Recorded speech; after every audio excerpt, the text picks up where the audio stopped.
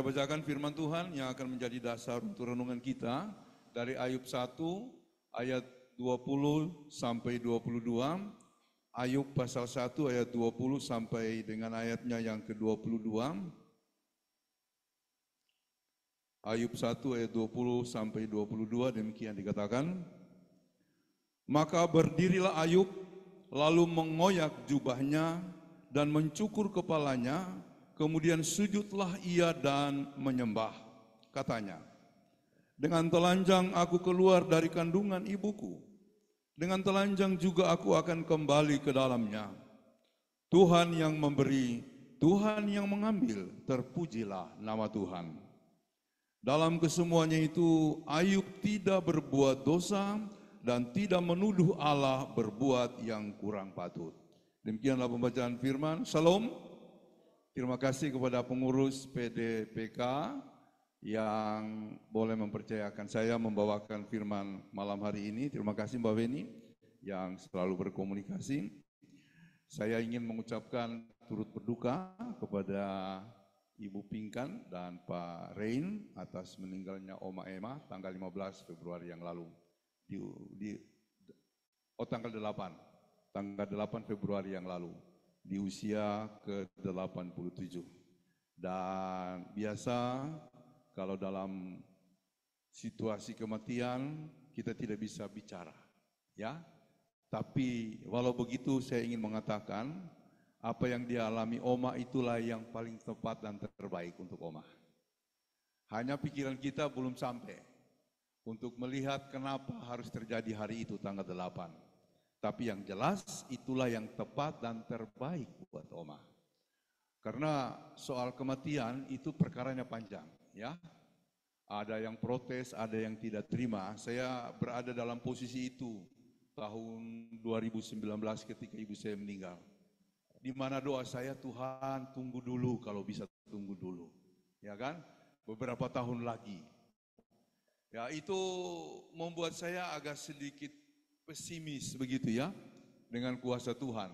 Kok kita minta nggak dijawab?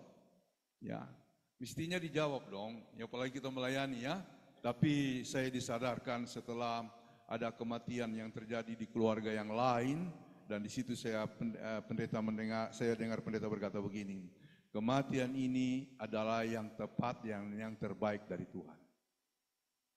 Kalau kita analisis nggak nyampe, ya kan pikiran kita nggak sampai. Jadi memang ada kedukaan, tapi puji Tuhan di balik kematian selalu ada sukacita. Karena itu, walaupun kita mengatakan turut berduka, tapi juga kita akan mengungkapkan rasa syukur kepada Tuhan. Karena bagi setiap orang yang percaya kepadanya, kata pemazmur, berharga di mata Tuhan kematian orang-orang yang dikasihinya. Dan harga itu sudah dijaminkan oleh Yesus ketika dia mati, lalu kepada murid-murid sebelum naik ke sorga, dia mengatakan, aku pergi ke rumah Bapa untuk menyediakan tempat bagimu, di mana aku berada, kamu pun akan berada. Dan itu tidak ada tandingannya. Janji ini enggak ada di tempat lain. Hanya di dalam Yesus Kristus. Karena itu memang kita patut bersyukur dan bersukacita dalam segala hal. Tema hari ini, bagaimana menjadi setia dalam pencobaan. Didasarkan pada bacaan tadi.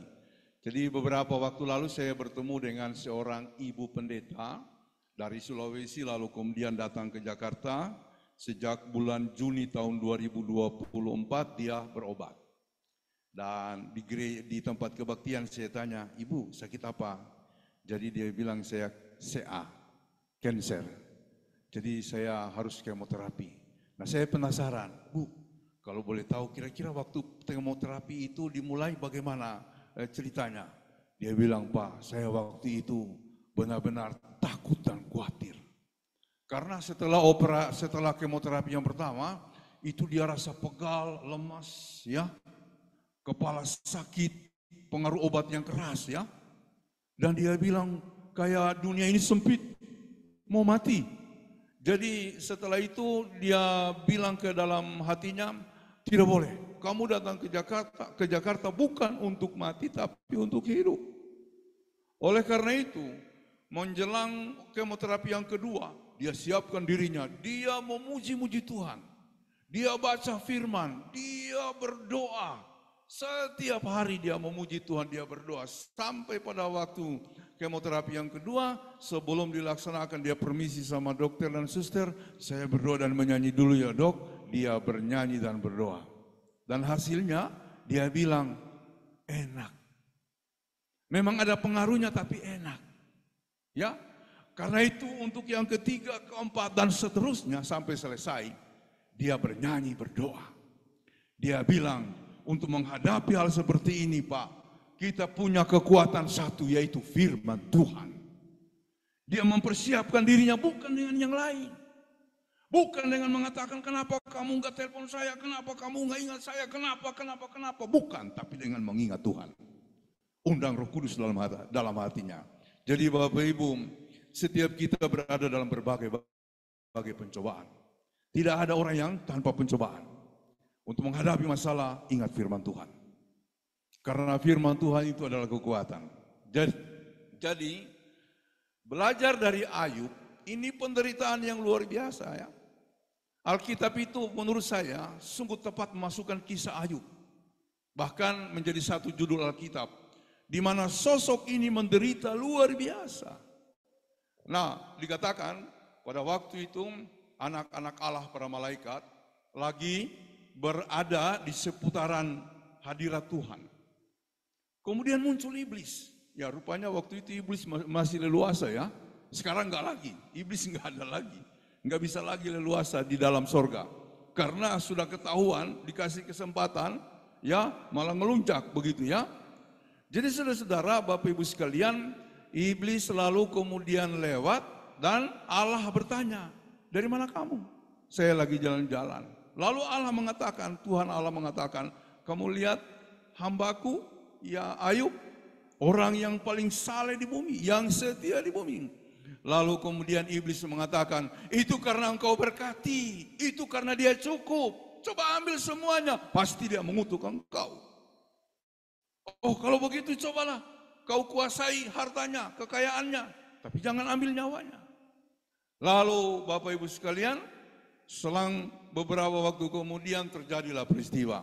Ayub lagi asik-asik memperhatikan situasi rumahnya dan usahanya, lalu muncul dia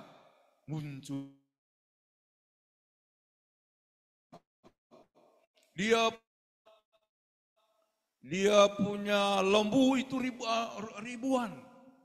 Dia punya unta itu banyak, keledai banyak, budak-budak maksudnya pekerjanya banyak. Ya kan? Lalu datanglah berita pertama.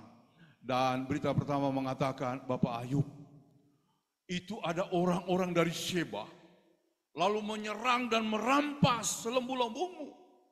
Tidak ada yang selamat dari orang-orang yang menjaganya. Hanya saya yang selamat dan karena itu saya melaporkannya. Tidak lama kemudian datang lagi laporan yang memberitahu kepada Ayub, Bapak Ayub, keledai-keledaimu juga habis.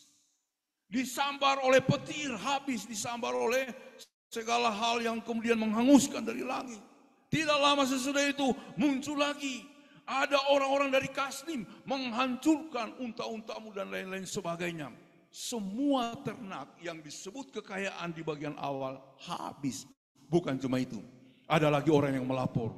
Bapak Ayub, oh maaf, saya harus menyampaikan berita yang menyedihkan.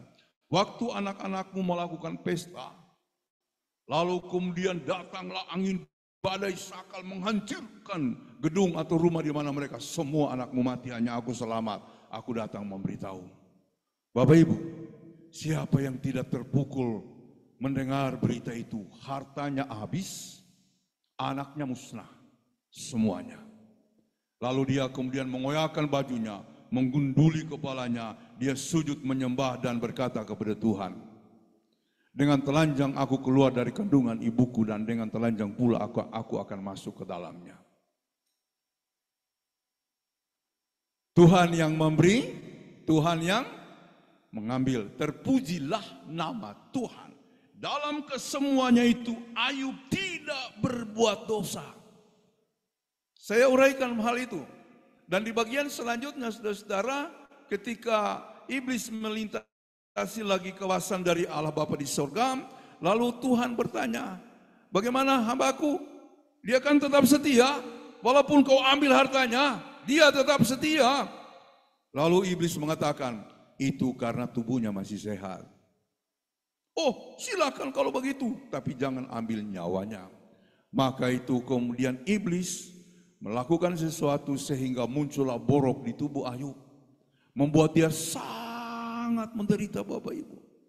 Lalu kemudian istrinya datang mengatakan, kutukilah Allahmu. Bagaimana mungkin kamu hidup dengan Allah yang membiarkan kamu menderita seperti ini? Kutukilah Allahmu. Lalu Ayub mengatakan, engkau perempuan gila. Ya kalau bahasa sekarang ini, sinting kau di situ, kau ngomong begitu ya.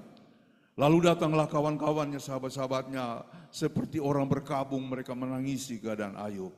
Tapi di akhir cerita Ayub tetap setia. Bapak Ibu, apa rahasia dari kesetiaan Ayub? Apa rahasianya? Dia selalu berkomunikasi dengan Tuhan. Ya, orang kalau imannya kuat, Bapak Ibu, iman itu ditaruh Tuhan ya, bukan kita yang bentuk ya. Dan iman itu tidak bisa kita bentuk ya. Saya pernah cerita bagaimana sampai sekarang saya tabah melangkah dalam pelayanan. Ketika saya vikaris itu adalah proses di mana kami digembleng menjadi seorang pendeta. Jadi kami menjadi calon pendeta, setelah 1,5 tahun kami dikarantina, tapi saya takut. Dulu memang saya punya keinginan jadi pendeta karena ada tetangga saya idolaku, begitu ya. Tetanggaku idolaku gitulah, dia seorang pendeta yang baik. Lalu saya ingin jadi pendeta. Ternyata setelah saya lulus, saya pergi vikaris, saya melihat pergumulan jemaat, saya ciut. Saya takut. Sampai pernah saya ingin melarikan diri. Bahkan saya punya rencana untuk, bukan rencana ya, meminta kepada Tuhan, Tuhan buatlah saya celaka. Tapi jangan mati. Karena begini, kalau saya celaka, ya tidak mati ya, kalau saya celaka, saya akan dibawa ke rumah sakit paling tidak 3 bulan. Saya akan diobati. Peraturan kami, kalau kita tidak aktif menjalankan tugas vikaris, entah karena sakit atau karena melarikan diri, dibatalkan. Nah, karena itu saya akan membatalkan, tapi dengan cara yang baik. Bukan melarikan diri. Kalau melarikan diri kan saya disemprot sama bapak saya. Karena bapak saya dulu paling keras melawan saya masuk di STT. Paling keras melawan dari awal. Baru kemudian dia menyerah setelah dilihat saya terus menerus kuliah begitu. Ya kan? Tiba-tiba saya melari, oh dia yang akan semprot saya. Makanya Tuhan buat saya celaka supaya kalau saya dirawat 3 bulan batal. Dan setelah batal saya tidak akan mendaftar lagi. Ternyata saya enggak celaka-celaka Bapak Ibu. Ya kan? Enggak celaka-celaka.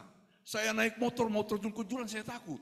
Maunya kalau kita lagi rame-rame naik besnya masuk jurang semua mati saya selamat. Hanya patah kaki. Egois kan? Sampai begitu. Tapi tidak juga terjadi. Yang paling lucu, ini paling lucu ya. Setelah akhirnya saya jadi pendeta, saya ditugaskan di Palu. 3 kali saya tabrakan. Saya bilang, Tuhan itu kan dulu. Ya kan? Ini sampai sekarang ya, ditabrak mobil Trekindo. Ya kan? Kalau tengah malam itu nyeri gitu loh saya rasa. Nyeri ya. Karena dulu waktu ditabrak, cuma copot dikit langsung dibawa ke tukang urut. Saya bilang ke tukang urut, kalau ke rumah sakit ini lama ini. Padahal itu dulu yang saya minta gitu ya. Ya, kalau ke rumah sakit. Tapi akibatnya, sembuh memang, tapi akibatnya ini kalau tengah malam, dia kayak apa ya, kayak nyeri gitu. Ya, tapi kalau jalan aman. Enak, tapi kalau sudah tidur itu kayak nyeri gitu.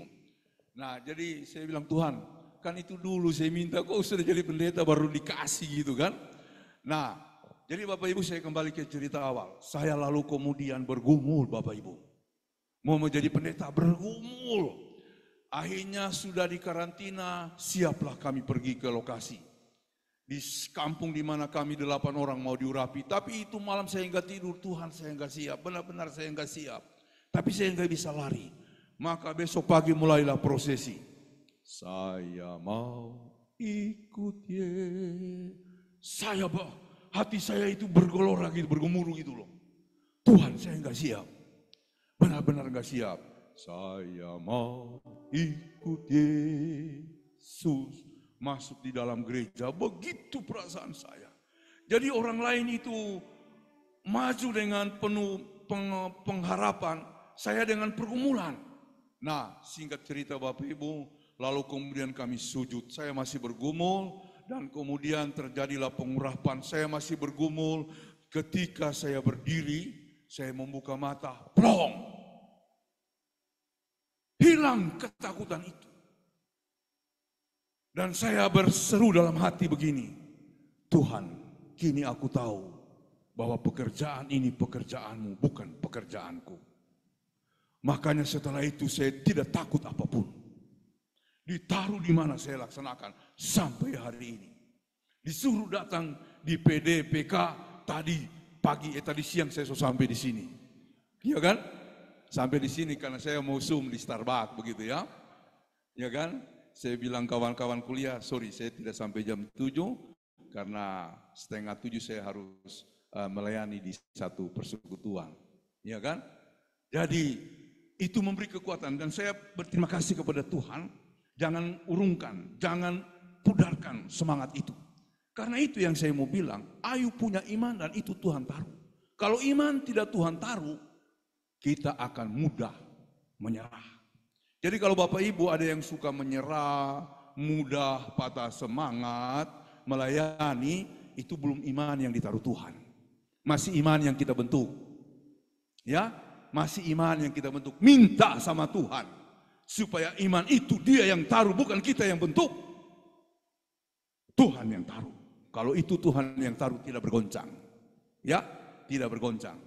Mau saya marah sama istri saya kadang-kadang ya namanya clash, pokoknya ya teganglah dalam mobil. Tapi kami selalu bersepakat kalau sudah masuk di gerbang gereja selesai persoalan kita. Persoalan Tuhan yang kita utamakan. Ya kan? Karena banyak pendeta gagal melayani hanya karena berantem. Pelayanan di atas. Pelayanan di atas. Saya bilang istri saya dan anak-anak, pelayanan. Pernah saya marah besar sama anak saya. Kamu tidak mau ikut terserah. Ya kan? Kami duluan. Tahu-tahu sampai di gereja dia naik Gojek. Wah, saya bilang puji Tuhan saya rangkul dia. Menang berarti kamu daripada amarahmu. Ya kan? Bapak Ibu, kalau tidak ada iman yang begitu, sulit bagi kita. Ya, sulit bagi kita. Karena persoalan itu, pencobaan itu datang dalam banyak hal. Datang dalam banyak hal. Yang pertama Bapak Ibu karena penderitaan. Orang bilang penderitaan itu mudah sekali menggoyahkan iman kita. Banyak orang patah karena penderitaan. Ya, dulu ada teman saya bunuh diri karena persoalan keluarga. Bunuh diri. Padahal dia sama-sama pelayan begitu. Bunuh diri. Ya kan? Saya ya minta Tuhan janganlah sampai kita bunuh diri begitu ya. Kalau misalnya saya barangkali ngambek dengan cara lain tapi jangan bunuh diri. Bapak Ibu jangan ada yang bunuh diri ya. Ya janganlah ya. Saya lihat di sekarang ini banyak orang kecenderungan bunuh diri. Cara paling gampang untuk menyelesaikan masalah. Tapi Tuhan tidak akan menerima engkau di sorga. Karena kematian itu haknya Tuhan bukan hak Anda. Ya tolong diingat itu bukan hak kita. Jadi kalau ada di sini atau di ruang Zoom yang mau bunuh diri, ya, urungkan niat itu ya, tidak akan selamat. Tidak akan selamat, kita tidak akan pernah lihat Firdaus begitu ya. Jadi penderitaan karena penyakit, karena lain-lain sebagainya, ataupun karena kematian ya, itu kadang-kadang membuat orang patah. Saya pernah melayani orang yang patah karena keluarganya ada yang meninggal ya, orang tuanya. Dia nggak mau ke gereja, nggak mau ke gereja. Ya kan? Ada yang kemudian patah lalu kemudian pindah keyakinan. Ya kan? Saya lagi layani tapi satu sudah berhasil, satu belum. Begitu ya. Satu sudah kembali ke gereja, satu belum begitu ya. Karena penderitaan bisa membuat kita patah. Ya kan? Yang kedua karena pencobaan, karena godaan. Ya kan namanya hidup apalagi sekarang lagi efisiensi ya. Lagi efisiensi di kantor Bapak Ibu terjadi pengurangan anggaran ya. Saya tidak tahu ya di kantor istri saya yang tadinya triliunan, belasan triliunan sekarang tinggal 1,5 triliun. Itu pun sebagian besar untuk bayar gaji begitu ya. Nggak bisa ngapa-ngapain. Ya kan? Mungkin kita sudah beli ini, beli itu, mau bayar, tahu-tahu efisiensi. Ya kan? saudara-saudara, masih banyak hal-hal lain ya, yang kemudian menggoda kita. Ada orang yang mungkin inginkan itu nggak dapat, lalu dia menderita. Yang lain karena penindasan, Bapak Ibu ya. Saya ingin katakan, di Indonesia kita masih bersyukur. Indonesia adalah negara, walaupun masih terjadi juga intimidasi, tetapi secara keseluruhan kita bersyukur di Indonesia agama-agama bisa hidup. Ya kan? Dalam studi Islam yang saya lakukan, Timur Tengah semua hancur. Sekarang kita lagi dengar di Syria, orang-orang Kristen banyak yang dianiaya, bahkan ada yang mau dibunuh begitu ya. Di Indonesia kita masih bersyukur. Nah, kita bersyukur ada NU, ada Muhammadiyah yang menjaga Islam itu sebagai Islam yang ramah. Ya, tapi banyak kelompok lain mau mencoba mencaplok. Ya kan, sekarang lagi rame kelompok apa itu? Baalwi ya. Ya kan? Itu yang berusaha untuk menyetir Indonesia. Ya, untung ketahuan. Kalau tidak kan repot kita, Bapak Ibu. Ya, jadi pesan saya, kalau misalnya kita lagi ditutup gereja kita, nggak usah marah-marah. Kita masih aman kok, secara keseluruhan. Kalau kita ditutup gereja kita, ada tandanya. Maksudnya ada maksud Tuhan di situ. Mungkin kita yang kurang bergaul, ya kan? Mungkin kita yang tidak mau punya teman, ya kan? Saya dulu di gereja yang di Ciledug itu pergi ke rumah ustadz, pergi ke rumah RT, kalau mau lebaran kita kasih kambing 1 ekor, kalau 17-an kita siapkan tiang pohon pinang, nggak apa-apa, rugi dikit, tapi mereka kenal kita. Nah, saya kasih tahu rahasianya, orang Islam Bapak Ibu secara keseluruhan, kalau kita tidak ada hubungan baik, nggak peduli dia, mau tetangga dia nggak peduli. Dan ini teman-teman di UIN cerita sama saya. Pak, mohon maaf ya, saya kasih tahu. Kami orang Islam begitu. Ya karena Bapak kenal kami, makanya kita bisa ngobrol, bisa dekat begitu. Jadi saya bilang ya, kalau kita tidak kenal baik mereka, enggak ada tempat di hatinya.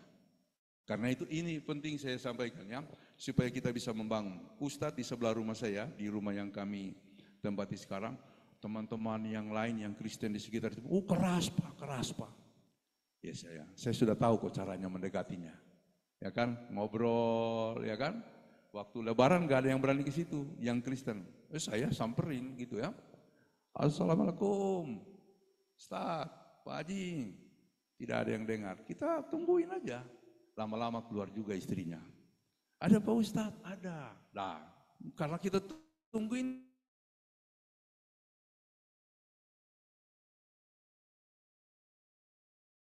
kue keluar. Dan sampai sekarang, ya kan? Sampai sekarang kalau saya keluar dari mana-mana atau pulang dari mana-mana, Pak Ustadznya di situ, mantap jiwa. Oh, itu suaranya dia, mantap jiwa. Saya punya pesan, bangun hubungan yang baik. Kita yang perlu mereka, bukan mereka yang perlu kita. Ini salah satu tips ya. Jadi kembali kepada pokok persoalan kita ialah, memang penganiayaan kadang-kadang membuat kita mengalami pencobaan-pencobaan berat. Ya, pencobaan-pencobaan yang berat. Nah, oleh karena itu yang pertama, ingatlah Tuhan yang mengendalikan hidup kita. Jangan pernah urungkan niat kita untuk tetap percaya akan prinsip ini. Tuhan yang mengendalikan hidup kita. Ya kan? Roma 8 ayat 28, kita tahu sekarang bahwa Allah turut bekerja dalam segala hal untuk mendatangkan kebaikan bagi mereka yang mengasihi Dia. Tuhan yang mengendalikan bahkan bekerja. Jadi saudara-saudara, Dia bekerja itu bukan cuma sekedar bekerja, menyatakan kekuatan maksimalnya. Ini tolong diingat. Ketika murid-murid sudah jauh naik perahu, Yesus muncul. Lalu kemudian berjalan di atas air. Tiba-tiba mereka mengatakan itu hantu. Yesus mengatakan, aku bukan hantu, ego eimi, aku ini, Yesus, aku ini. Ego eimi itu sama dengan bahasa Ibrani, ehye eser ehye. Ketika Musa bertanya kepada Tuhan Allah yang memperkenalkan dirinya, kalau nanti aku mengenalkan engkau kepada bangsaku, nanti aku bilang siapa engkau? Bilanglah, aku ini adalah ehye eser ehye, aku adalah aku, tidak ada yang lain. Ehye eser ehye, paralel dengan ego eimi dalam bahasa Yunani yang disebutkan oleh Yesus tadi, karena dia adalah Allah. Ego eimi, dia adalah Allah. Ketika Petrus melihat itu Yesus, dia bilang, Tuhan, bolehkah aku berjalan ke depan menuju engkau? Silakan. Maka Petrus turun dari perahu. Lalu dia berjalan.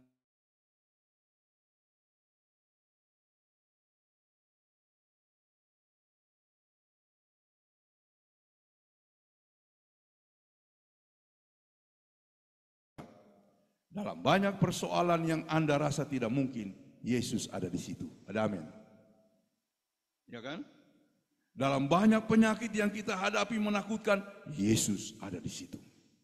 Dalam banyak hal lain yang kita lakukan dan kita merasa sudah kepayahan, Yesus ada di situ. Lalu kita berjalan, lalu kemudian seperti Petrus kita goyah, kita takut, ya, maka tenggelamlah Petrus. Kemudian dia berkata, Tuhan tolong aku. Yesus mengulurkan tangannya dengan satu perkataan begini, hai orang yang kurang percaya, tapi dia angkat. Ya kan? Hai Pinehas yang kurang setia, tapi dia akan tolong kita. Makanya saya katakan, percaya kepada Tuhan dan berserulah kepadanya. Yang kedua, firman Tuhan pegang kuat-kuat. Ada banyak orang baca firman, tapi saya lihat tidak begini. Ada banyak orang yang kemudian hidup dengan mendengarkan firman, tapi tidak kuat. Ya kan? Tidak hidup dengan firman itu. Tidak hidup dengan firman itu. Jadi Bapak Ibu, saya pernah ngecek jemaat saya, tidak semua hafal firman. Tidak semua hafal firman. Ya, tapi kalau misalnya sekilas saya sebutkan ya, Ibu pingkan ayat emasnya apa?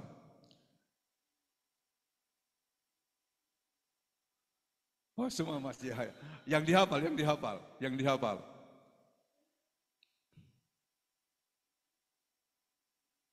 Bunyinya, wah hebat ya. Ibu pingkan hidup dengan firman itu, karena semua anak iya, diberikan kuasa untuk menjadi anak-anak Allah. Kalau Pak Ari, ayat yang dihafal, ya? Semua emas ya? Semua emas dan semua pas. Boleh sebutkan satu Pak? Yohanes 3:16.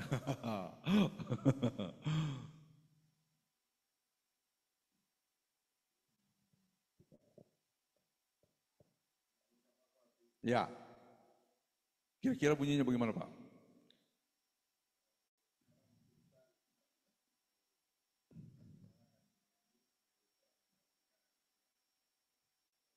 Yang tunggal.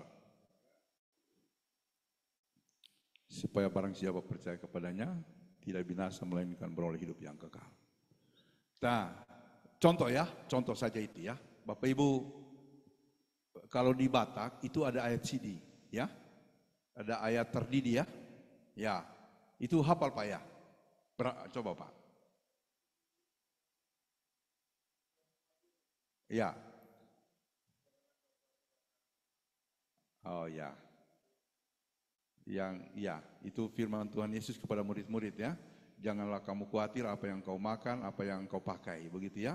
Karena burung di udara, dia tidak bekerja tapi dia makan. Ya bunga bakung tidak memintal tapi dia berpakaian megah lebih daripada jubah Salomo, begitu ya. Dan yang lain-lain begitu ya. Saya cuma ingin mengatakan, kadangkala firman itu tidak hidup. Ya karena kita tidak menjadi orang yang mendengarkan dengan baik begitu. Mendengarkan dengan baik. Kemudian Bapak Ibu, melawan pencobaan harus dengan rasa syukur. Dengan rasa syukur ya. Apalagi kalau godaannya banyak. Saya dulu sudah pernah memberi contoh, kalau soal hidup di dunia dengan apa yang kita miliki, jangan lihat ke atas, lihat ke bawah. Ya, kalau umpamanya saya punya mobil, saya lihat pesawat, saya akan ngiri gitu loh. Tapi kalau saya punya mobil, saya lihat, ada orang yang naik motor, puji Tuhan saya masih bisa naik mobil. Ya begitu seterusnya. Tapi kalau soal iman, lihat ke atas, jangan ke bawah. Ya kan, Pak Ray ini itu ibadahnya misalnya, contoh 3 kali, Jangan lihat contoh ya, jangan lihat Alan yang 2 kali sebulan begitu ya. Contoh ya, contoh Pak. Setiap contoh, ya kan? Karena kalau begitu nanti kita akan membandingkan dengan yang kurang begitu ya. Tapi Pak Rein lihat, wih, Ibu Pingkan, saya cuma 3 kali sebulan, Ibu Pingkan 4 kali bahkan 5 kali sebulan, ya. Itu yang harus kita lihat. Jadi kalau soal iman, bandingannya ke atas jangan ke bawah. Ya, itu soal hidup beriman Bapak Ibu ya. Jadi rasa syukur kita akan muncul kalau kita tidak membanding-bandingkan. Boleh menginginkan sesuatu, tetapi seringkali keinginan kita adalah keinginan untuk memiliki benteng pertahanan yang berikut ialah biarkan Tuhan bekerja dalam hidup kita. Ya, biarkan Tuhan bekerja dalam hidup kita, baik pribadi dan terutama dalam kelompok. Ya, jadi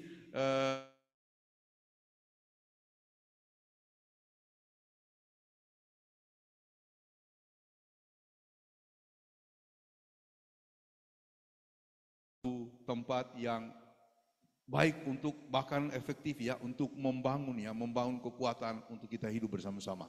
Nah, saya ingin mengatakan begini. Beberapa waktu lalu saya ketemu seorang bapak ya, yang dia bilang tidak ada kesaksian dalam hidup saya. Waktu kita minta dia kesaksian, kayaknya nggak ada. Ya, baru kemudian geser ke yang lain aja. Saudara, 2 hari kemudian dia pergi ke suatu tempat, dia ngelaju karena dia buru-buru, dia tanpa sadar diingatkan oleh anaknya, "Papa, di sebelah itu jalan rusak, lagi diperbaiki." Ya kan? Nah, ketika dia mau alihkan ke kanan, itu trek gitu loh, panjang treknya. Itu langsung dia teriak, "Tuhan tolong saya." Dan dia tidak tahu bagaimana itu lewat. Ketika dia menoleh ke belakang, itu jalan rusak sudah di belakang. Trek juga udah lewat. Dia bingung gitu loh. Kok bisa dia lewat? Itu yang sampai hari ini dia bilang, saya itu kalau analisa saya nggak bisa pikir. Makanya dia datang ke gereja, ada kebaktian, saya bersaksi, ya kan? Nggak diminta, saya bersaksi gitu ya. Jangan sekali-sekali buat tidak ada kesaksian, Tuhan akan paksakan peristiwa itu dalam hidup kita. Jangan sampai terjadi, ya kan? Jangan sampai. Jadi kalau disuruh nyanyi aja. Kalau disuruh kesaksian aja. Tuhan berkati kita semua. Amin. Ku sembah